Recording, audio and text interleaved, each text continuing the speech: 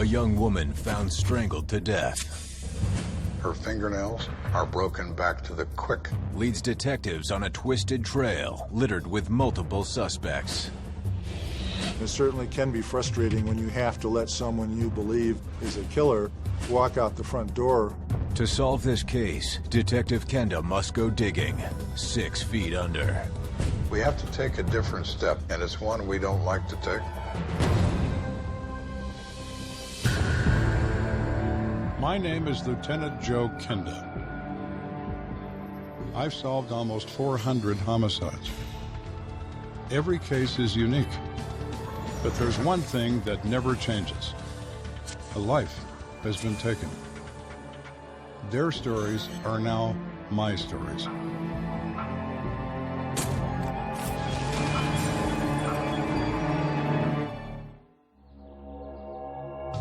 April 7th, 1987, Fairview Cemetery, Colorado Springs, Colorado.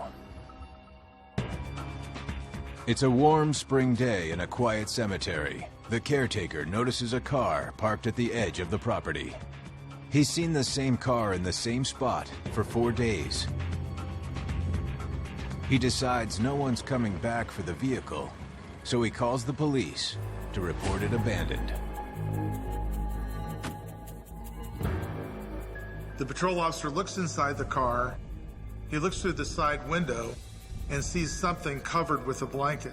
That something is definitely not what he was expecting. He sees a foot sticking from underneath the blanket. A closer look reveals the bruised body of a young woman. The body of the deceased had some signs of trauma, yet the evidence in the car did not indicate any sign of struggle within the car. So it was apparent to us that the death was caused somewhere else. And then the body was essentially placed into the vehicle and then transported to this location. The county coroner determines the cause of death to be anything but natural. She has abrasions of her neck, consistent with manual strangulation. She also has some abrasions that are consistent with her fighting off the perpetrator. This is common in manual strangulations. As the perpetrator puts their hands around the neck, the victim reaches up and grabs and scratches at their hands and scratches at her own neck to try to relieve the pressure. And that's what was seen in this case. The case is ruled a homicide, and Lieutenant Joe Kenda takes over the investigation. The veteran detective has solved hundreds of cases, but this promises to be one of his most challenging. This is an 18 to 20-year-old girl. She's a kid. Her life is just getting started, and it's over. Violently. Sad stuff. We're in a sad business. To Kenda, where the body is discovered is always revealing. When you look at a crime scene, I'm most interested in how did our killer behave? What did he do? What did he do to kill the victim? What did he do before he killed the victim?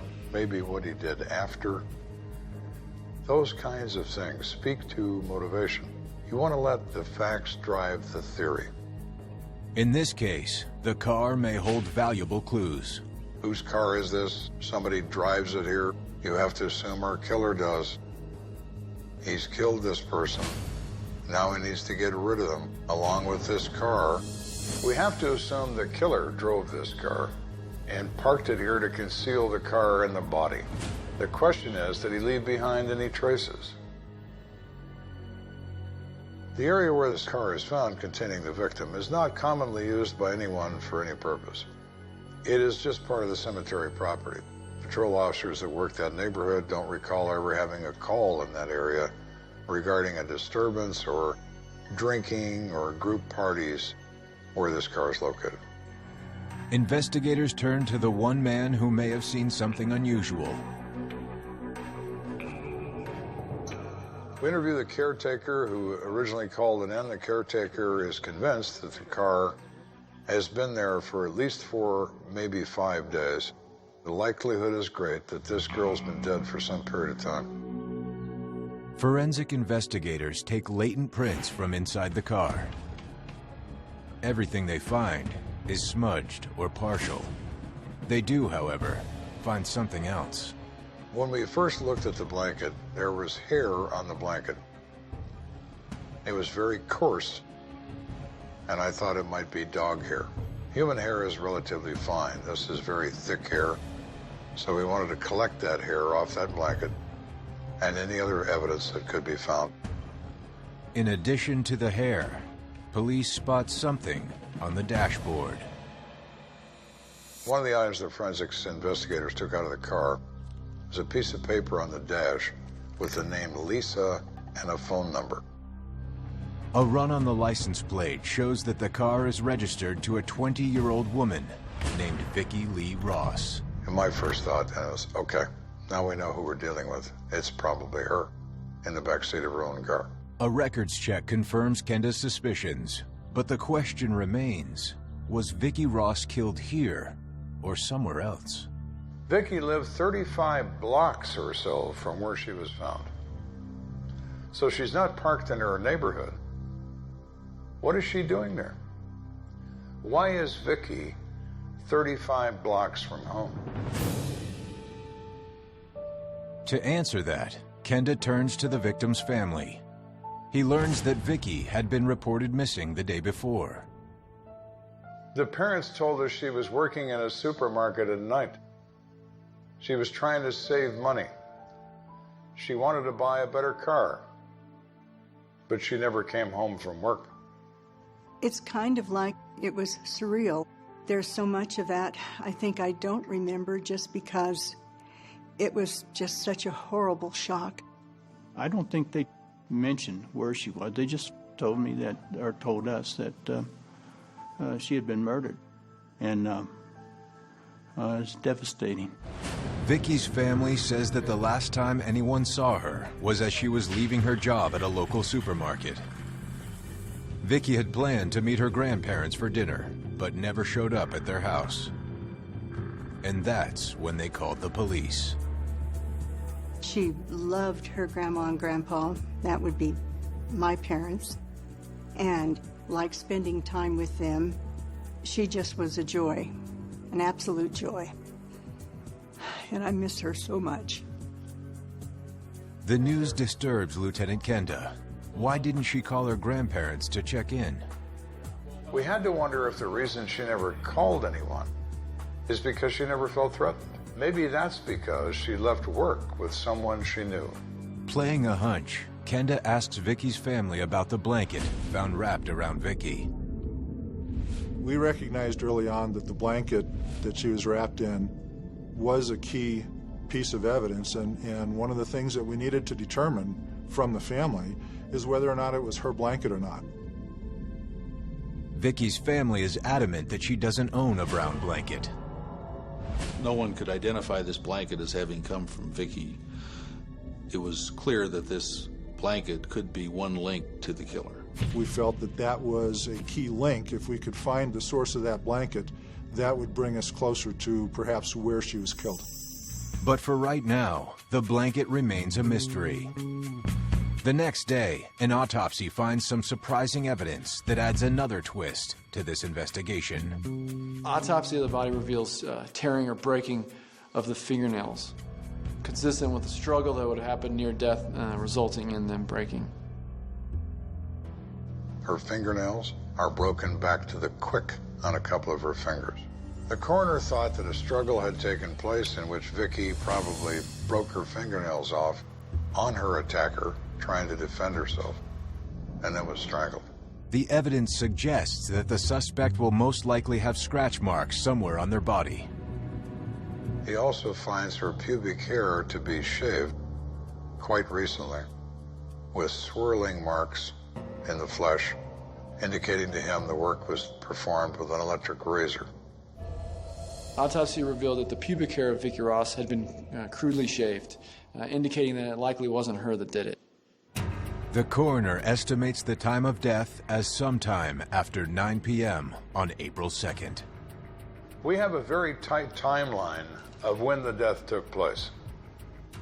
We have to determine where was Vicki Ross from 9 o'clock in the evening to the early morning hours of April 3rd. Somewhere in that span of 6 or 7 hours, somebody killed her. Our killer has a head start. I never like it when they have a head start.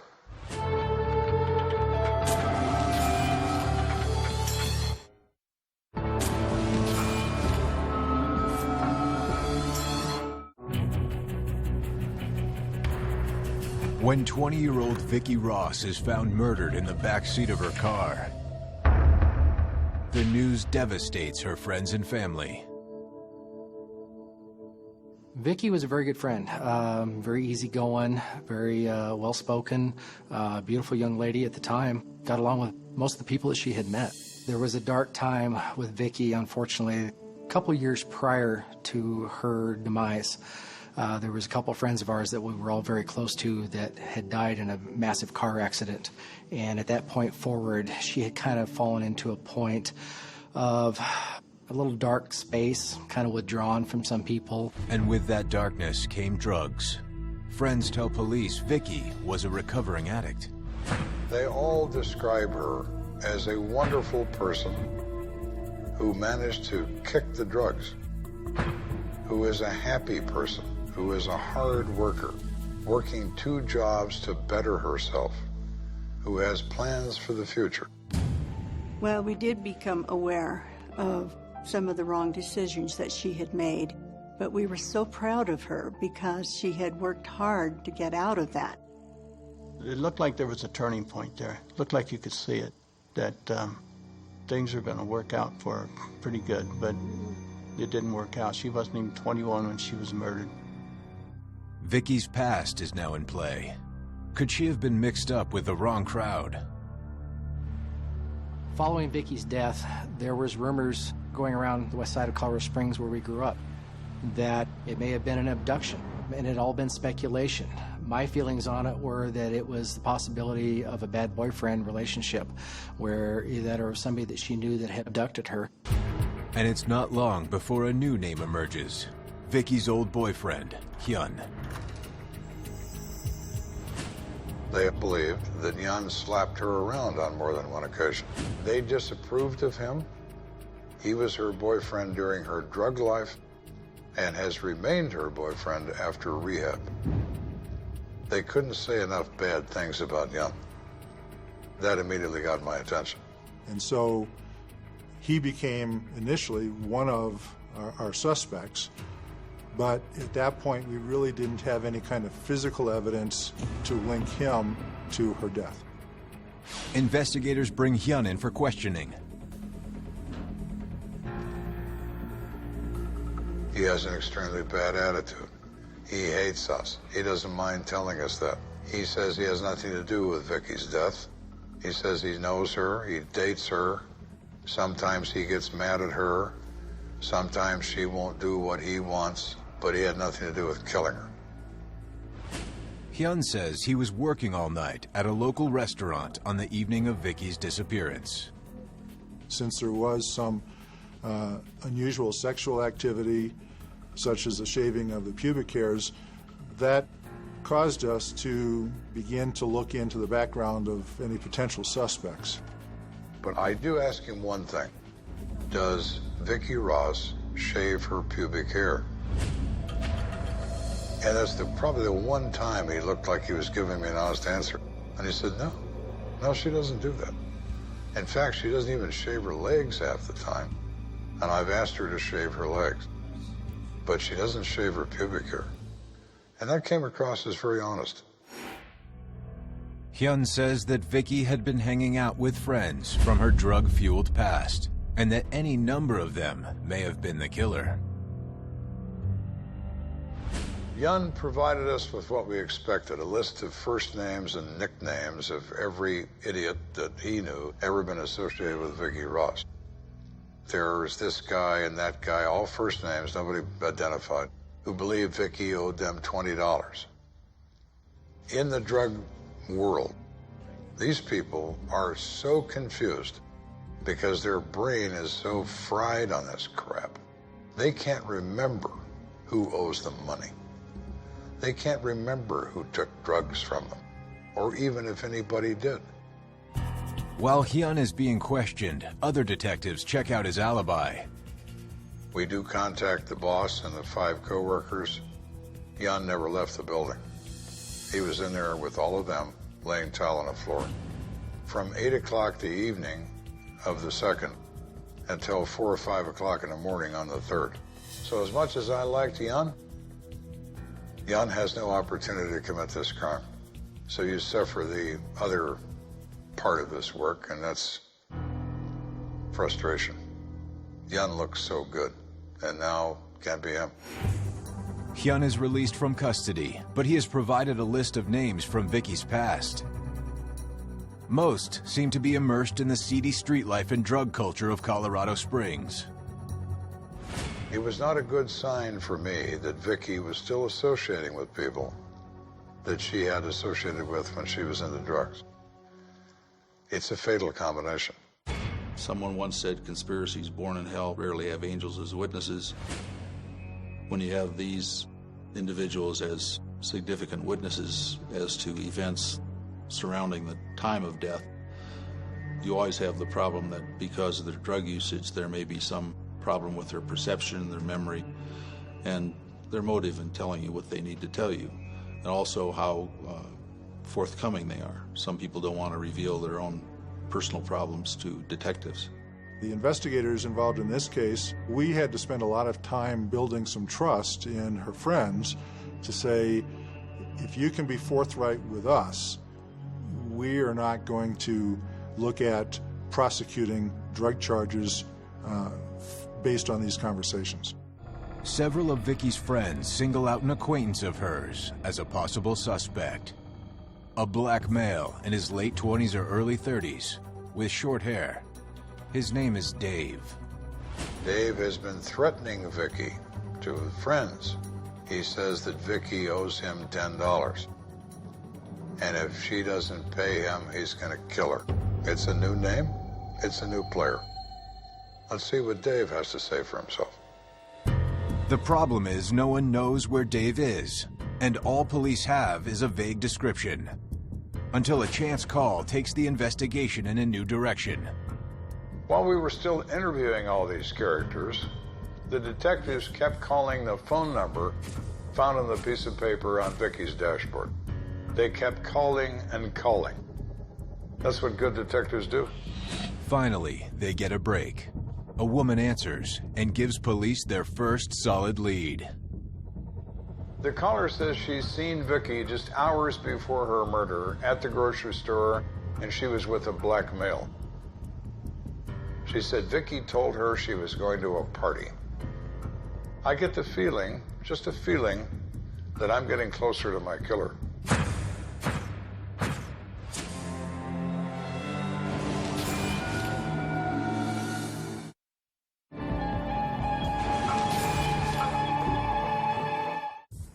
"10 days after Vicky Ross is found dead in the backseat of her car, detectives finally contact Lisa, the woman whose name and phone number were found on the dashboard of Vicky's car. She explains she's an old friend of Vicky's, known her a long time. Lisa says that she sees Vicky the night of April 2nd. It's just about closing time at the grocery store. Vicky tells Lisa she's going to a party, and Lisa also says that Vicky leaves the parking lot with a black male. Lisa doesn't know the man, but his description matches that of Dave, the mysterious person mentioned by Vicky's friends. We already had information that Vicky was supposed to go to her grandfather's house. But then we learned that she didn't go to her grandfather's house. She went to a party. I'm starting to really like this. Now we're out of the confused drug group memory problem. We have a narrow time frame for her death, and we're starting to eat into it. And now I'm feeling good. We're starting to discover where she was for the time frame and who she was with. And that's going to give us our killer. Kenda tracks down Dave to his apartment through a phone number provided by Lisa. Talking to Dave raises a number of red flags. He's the same paranoid, angry guy Hyun is. According to the information we had, Dave was the last person with Vicky when she was alive. Could he be the guy? Of course he could. Does he have the personality? Absolutely. Dave tells investigators that Vicky dropped him off at home before she went to the party. We speak to the host of the party. She says she knows Vicky, and she knows all of Vicky's friends. She tells us she did have a party on the night that Vicky died, and that Vicky came to that party. We asked her, was she with a black male? She says, no, there were no black males at the party. How long was Vicky here at this party? Oh, they were here for an hour or two, probably. More time away from our time frame. I like that, too. Okay. Did Vicky leave with anybody? Well, yeah, she left with Norman. So tell me about Norman. Well, he's a guy in his 30s, and he has dated Vicky before. So Norman and her leave this party. What time do you think they left? Oh, it was about 10:30 or 11. Now we're down to 5 hours, and she's with Norman. He's with our victim during the time frame of her death. Norman's full name is Norman Wiegand. A background check reveals a disturbing past.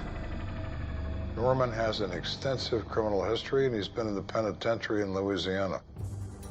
His history is unique. It is all sexual assaults on females. Some of them were dismissed. Some of them he was found not guilty. But a couple of them he got tagged for. He did 4 years in Louisiana State Penitentiary. Now Norman has my undivided attention. The next step for us was to dig deeper into his background. We spent 8 days in New Orleans investigating his background, contacting 2 ex-wives and some victims of sexual assault cases. The ex-wife says Norman was crazy when he was on cocaine. He was a totally different guy when he was on coke. Out of control nuts. The investigators also learn from Norman's ex-wife that he has an unusual fetish. She said she got very, very worried and frightened of Norman because he demanded to shave her pubic hair. And he did it. She didn't like it. And she said she never wanted him to do that again. Vicky's murder is a puzzle, but the pieces are starting to fall into place. But before making contact with Norman, detectives question his current girlfriend. Maybe she knows more about Norman's whereabouts the night of the murder. We're talking with her, so what's going on? Were you at the party? No, I wasn't at the party, but I went over to Norman's place the next day. The 3rd, yes.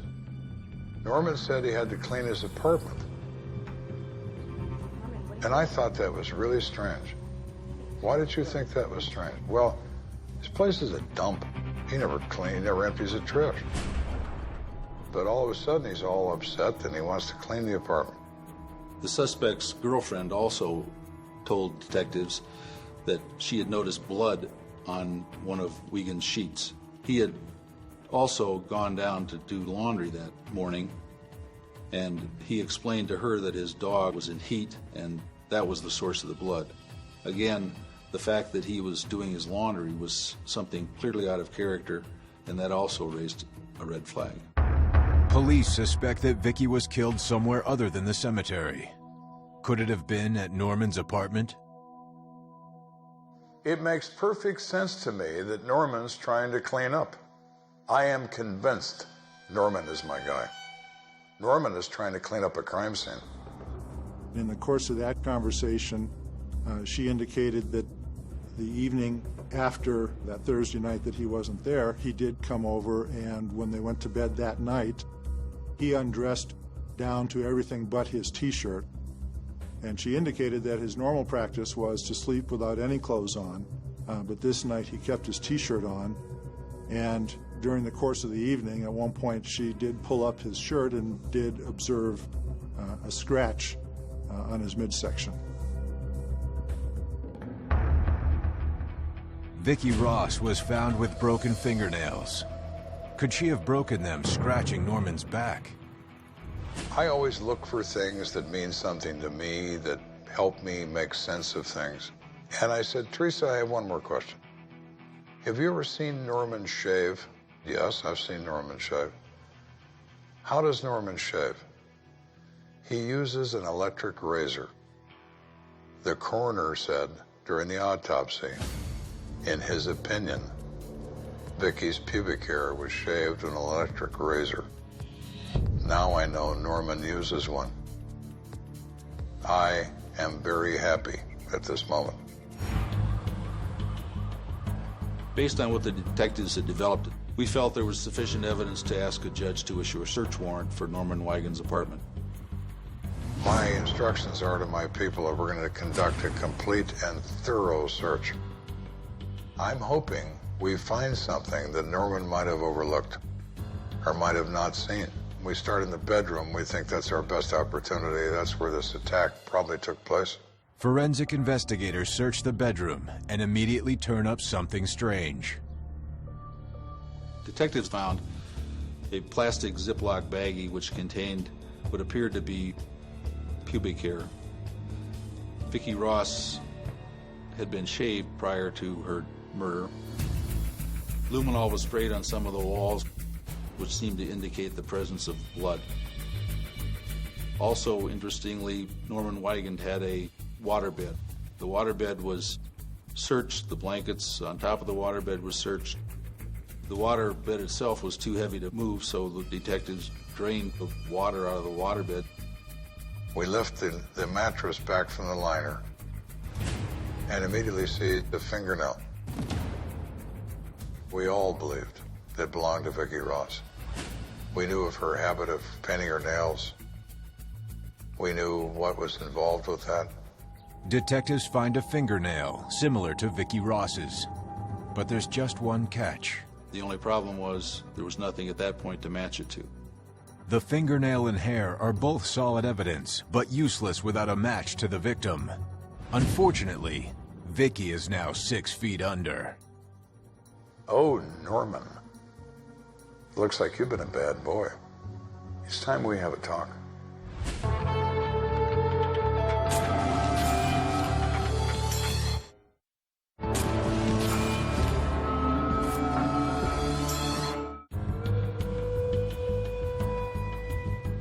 It's been nearly a week since 20-year-old Vicki Ross was found strangled to death.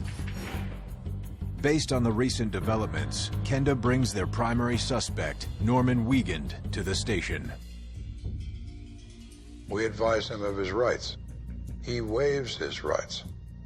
Now, when a convict waives his rights, you know up front he's going to lie his ass off. He's not going to give you anything that you can use, or at least he's going to try not to.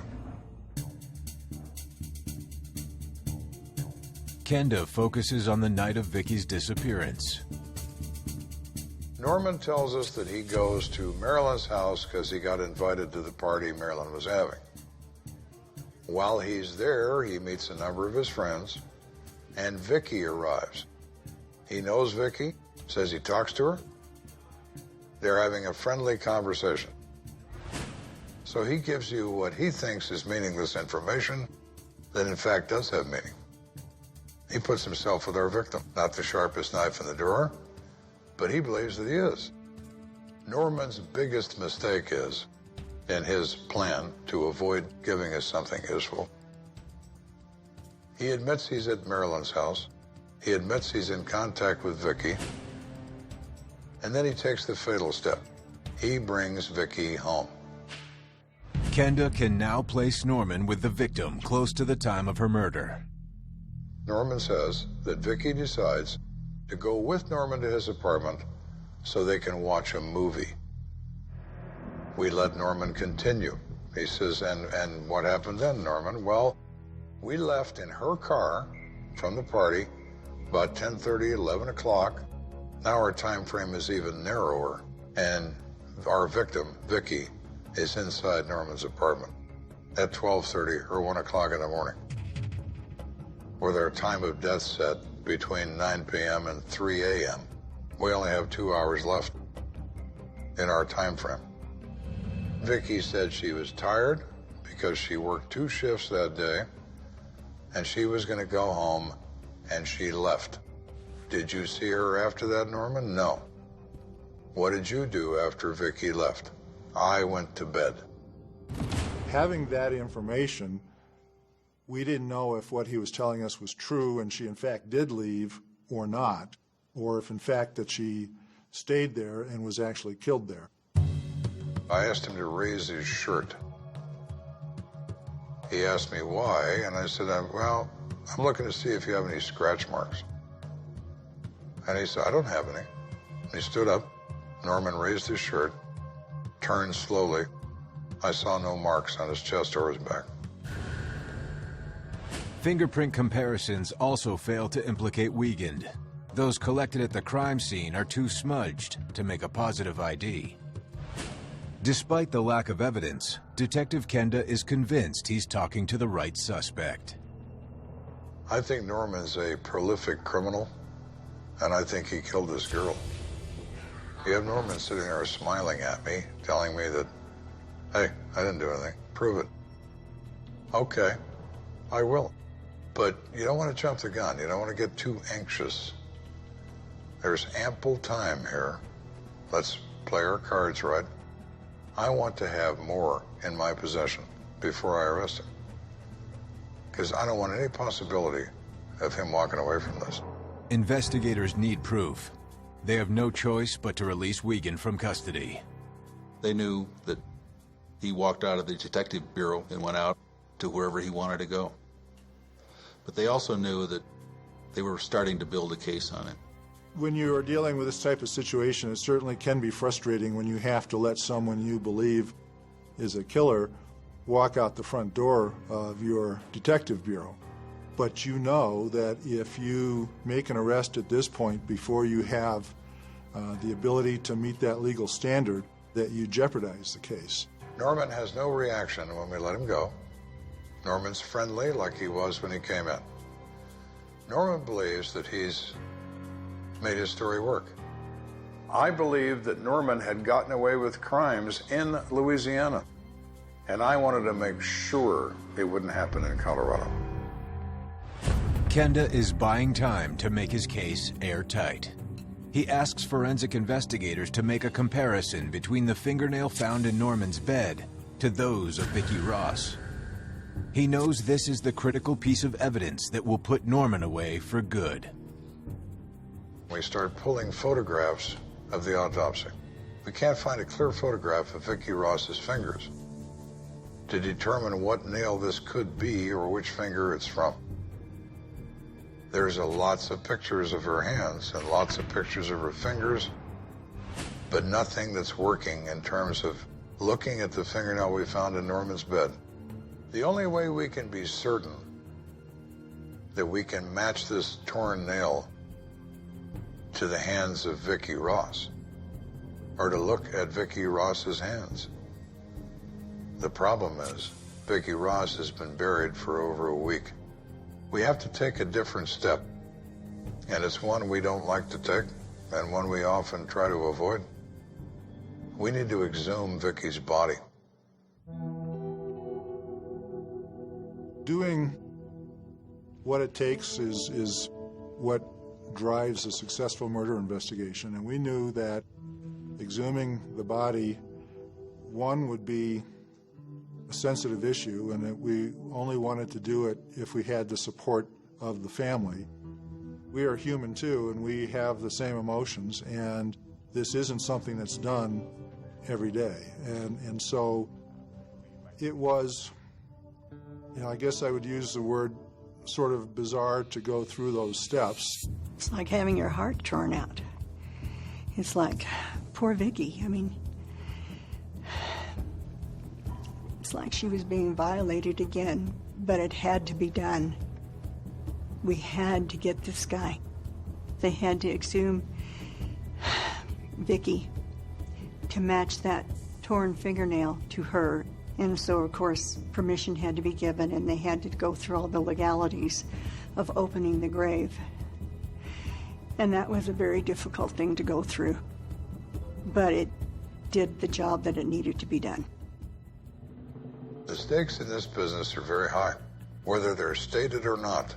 One mistake, one way or another, one lack of attention to something can result in a killer going free, a family being emotionally destroyed, all from just you. It is the ultimate form of high-stakes poker. So we get his workers to open Vicky's grave and bring the casket above ground. The coroner opens Vicky's coffin. He removes all 10 fingernails, placing each one in a separate container.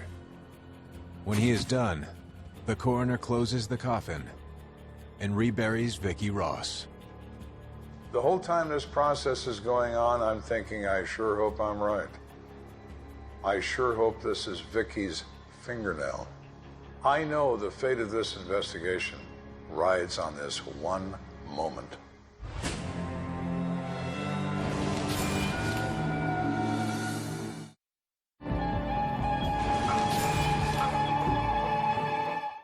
It's been just over a week since murder victim Vicky Ross was laid to rest in a local cemetery. Investigators have searched the apartment of ex-convict Norman Wiegand and collected a fractured fingernail from underneath his bed. But in order to charge him with the murder, Detective Kenda must wait for a comparison to be made with those collected from the victim's body during her exhumation. That could take days. The detectives decided to go back in their investigation. The one piece of evidence they had that tied someone to the crime was that blanket. Because the victim had been found wrapped in a brown blanket, it was important to find out where this brown blanket came from. One of the pieces of evidence on the blanket was some sort of animal hair. It could have been dog hair. And they knew that the suspect, Norman Wiegand, had a dog. And so they went back to check that out, but it turned out that the hair from his dog did not match the hair on the blanket. Detectives question Wiegand's neighbors, and one's about to reveal a twisted coincidence. Mrs. Johnson explains that her and Norman share a common storage area. Mrs. Johnson puts her seasonal items in storage. What do you keep in the storage area? Well, these apartments are small, Mrs. Johnson says. So for seasonal items that she's not going to use during the summer, for example, my electric blanket. The detective immediately keyed on the electric blanket. Vicky Ross's body was found wrapped up in an electric blanket. Mrs. Johnson, can you describe this blanket? Mrs. Johnson says, yes, it is brown, and I still have the control unit for it here in the apartment. She went to a storage area and took detectives with her that she shared in a common area that Norman Wiegand had access to. Her blanket was missing. For Lieutenant Kenda, everything is starting to come into focus. He recalls that animal hair was collected from the blanket found at the crime scene. So he asked Mrs. Johnson, do you have a dog? No, I don't have a dog, but I have a cat. Really? And the detective says he'd like to take some hair samples from Muffin, and he will try to do so as painlessly as possible. They get a brush, and they brush some hair out of Muffin. Muffin's not too pleased about this process, but my man is doing his job. Back at the lab, the serial number on Mrs. Johnson's control unit is compared to the label on the electric blanket collected at the crime scene. Same manufacturer, matching number.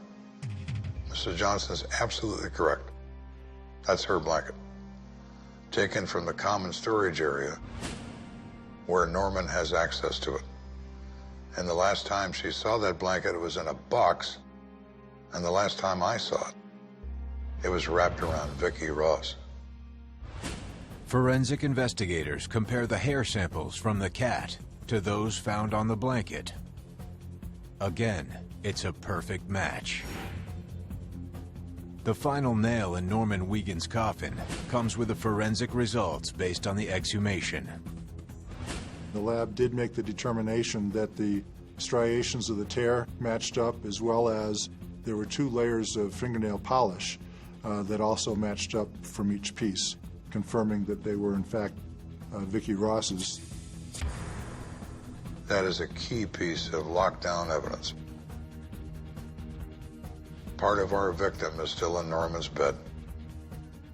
Crucial stuff. So now Norman's attitude that we are idiots and we don't know what we're doing, well, we know one thing to do. I can put Vicki Ross in your bed on the night she died. Lieutenant Kenda is convinced that Vicki went home with Norman after the party. But sometime during the night, he turned on her. Vicki broke her fingernails trying to defend herself, and Norman strangled her to death. Now Norman has to dispose of her and her car. He takes a blanket from a neighbor's storage locker, wraps Vicki's body in it, puts it in the backseat of her own car, and drives her 2.5 blocks to the cemetery where he abandons the car on the grounds. And he walks home. With the evidence now directly linking him to Vicki's murder, the police arrest Norman Wiegand and charge him with first-degree murder.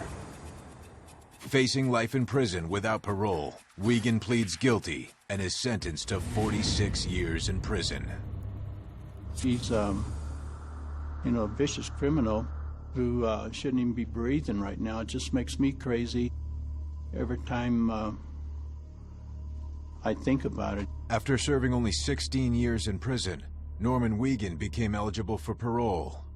It's possible he could be released from prison as soon as November 2014. That would really drive me nuts, to knowing that it could happen. It could be reach a point here where we just can't do anything to keep him in any longer. The sad part of this whole thing is that here was Vicki Ross, the young, beautiful woman trying to get her life turned around. She was on the right path when she crosses paths with somebody like Norman Wiegand. The things that he did to Vicki can never be undone. But hopefully, they will keep him in prison. They'll keep him locked up like the vicious animal that he is. In fact, I hesitate to call him an animal because animals do what they do because that's their instinct. Vicki Ross was a beautiful young girl. She had problems in her life, yes, but she was correcting them. She was starting over. She was starting a new life. And it was taken from her by Norman Wiegand. It's my job to find the Norman Wiegands of the world. But it's more than that to me. These people need to be in a cage, and I like to put them there to keep them away from your daughter and my daughter too.